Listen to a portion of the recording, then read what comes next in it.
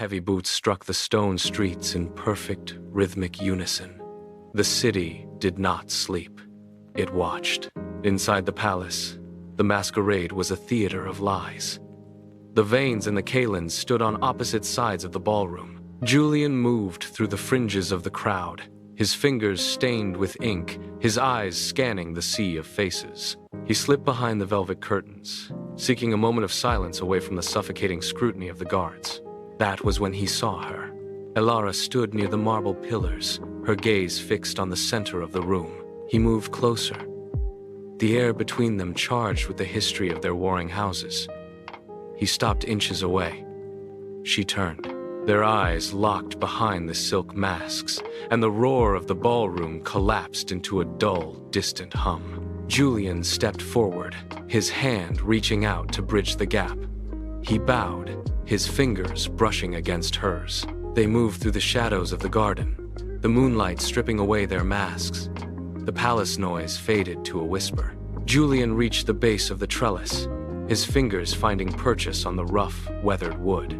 He pulled himself upward, his breath hitching as he cleared the stone ledge. Elara leaned over the railing, her hands trembling as she gripped his wrists and hauled him toward the light. The stone balcony felt like an island in a sea of enemies. He pressed his forehead against hers, the cool night air sharp against their skin. "Even if your name stands against my fate, it is still the name I choose," he whispered. She held his gaze, her voice steady despite the tremor in her hands. "If this balcony is the only sky we can share, then I will love you here forever." They parted as the distant sound of guards patrolling the perimeter forced them back into the dark. Julian slipped a folded scrap of paper into the hollow stem of a rose, burying it deep beneath the garden soil. It was the first of many. Every night, while the city slept, he returned to the dirt and the thorns. Weeks passed in a rhythm of ink and soil. Julian waited for the city to fall silent, his fingers digging into the damp earth to retrieve the latest reply. He never saw the shadow watching from the terrace. A servant stepped from behind a stone pillar, hand closing over the hollow rose stem before Julian could reach it. The note was gone.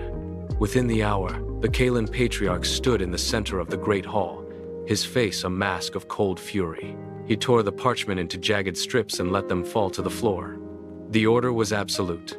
Lock the gates, bar the windows, and move the wedding to the rival duke forward by 3 days.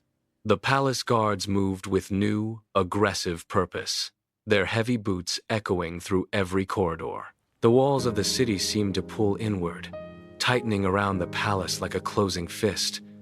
By evening, the sky turned the color of bruised iron. A storm broke over the rooftops, lightning carving white fractures across the dark horizon.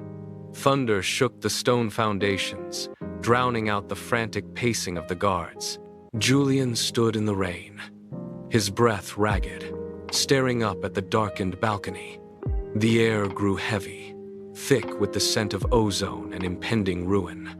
There was no path left to walk.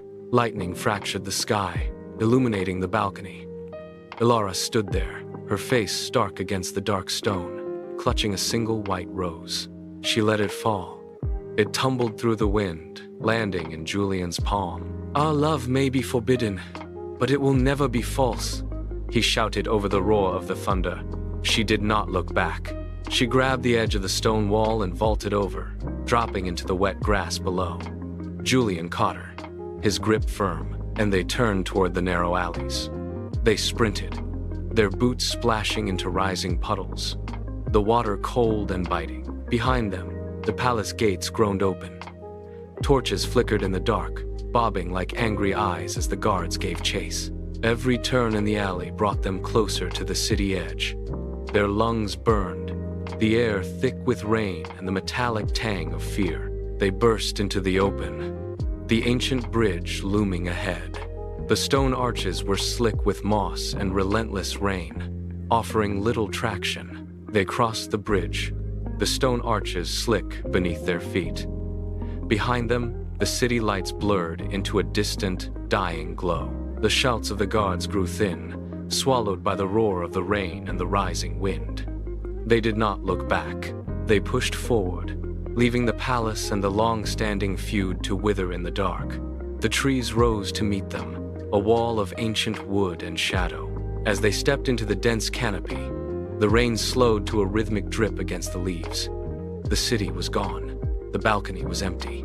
Here, the air was still, holding the scent of damp earth and pine. They slowed their pace, their breathing finally steadying in the cool, quiet dark. They walked into the deep woods, two shadows merging into the night, claiming the open sky as their only home.